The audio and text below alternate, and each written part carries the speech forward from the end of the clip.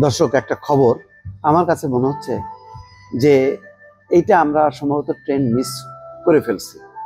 এখন আর এই ট্রেনকে সময় মতন পরিচালনা করা কঠিন হয়ে যাবে। সেটা হচ্ছে এই বৈষম্য বিরোধী ছাত্র আন্দোলনের সব কমিটি পুনর্বহাল। এটা কে ঘোষণা করলো? রিফাত রশিদ, বৈষম্য বিরোধী ছাত্র আন্দোলনের সভাপতি। বৈষম্য বিরোধী ছাত্র আন্দোলনের সব কমিটির স্থগিতাদেশ প্রত্যাহার করে কার্যক্রম পুনরায় সচল করা হয়েছে। বিজ্ঞপ্তিতে বলা হচ্ছে, আমরা গভীর উদ্বেগের সঙ্গে লক্ষ্য করছি 24 জুলাই ছাত্র জনতার অভ্যুত্থানে যে আকাঙ্ক্ষা এবং উদ্দেশ্য নিয়ে সংগঠিত হয়েছিল তার পূর্ণ বাস্তবায়ন এখনো হয়নি। বরং দেখা যাচ্ছে জুলাই শহীদ পরিবার এবং আহতদের চিকিৎসা এবং পুনর্বাসন যেমন নিশ্চিত করা যায়নি, তেমনি তাদের নিরাপত্তা এবং যথাযথভাবে নিশ্চিত করতেও ব্যর্থ অভ্যুত্থানের সরকার।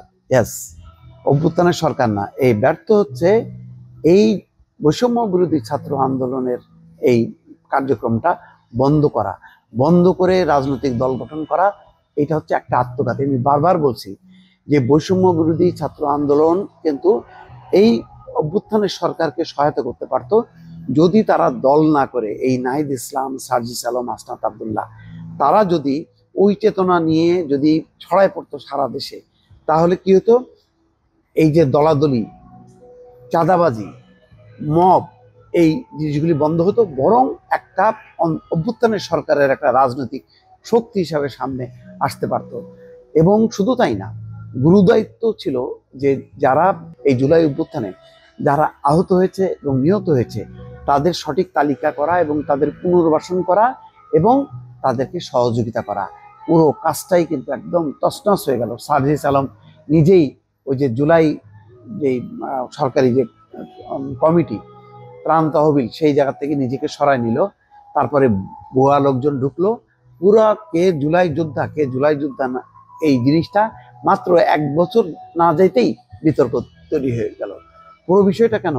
যে ফোকাস পয়েন্টটা বৈষম্য বিরোধী ছাত্র আন্দোলনের যারা আসল নেতা ছিল তারা মনে করলো যে এটার চেয়ে ওদের ক্ষমতাটা খুব জরুরি। কিন্তু ক্ষমতাটা তো কেন্দ্রীভূত হয়ে আছে সেই পুরনো রাজনৈতিক দল বিএনপি, জামাত, তাদের হাতে।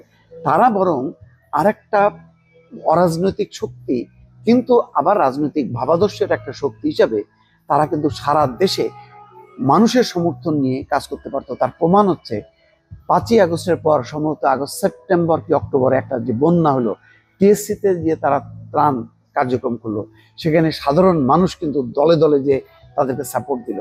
এই যে স্বতঃস্ফূর্ত আবেগ ছিল, যে রিক্সাওয়ালারা তার মানে সমস্ত কিছু দিয়ে দিল তার দিনের এটা, গরিব মানুষ, কাজের যারা কর্মী, মহিলা কর্মী, তারা কানের দুল, নাকের ফুল দিয়ে আসলো।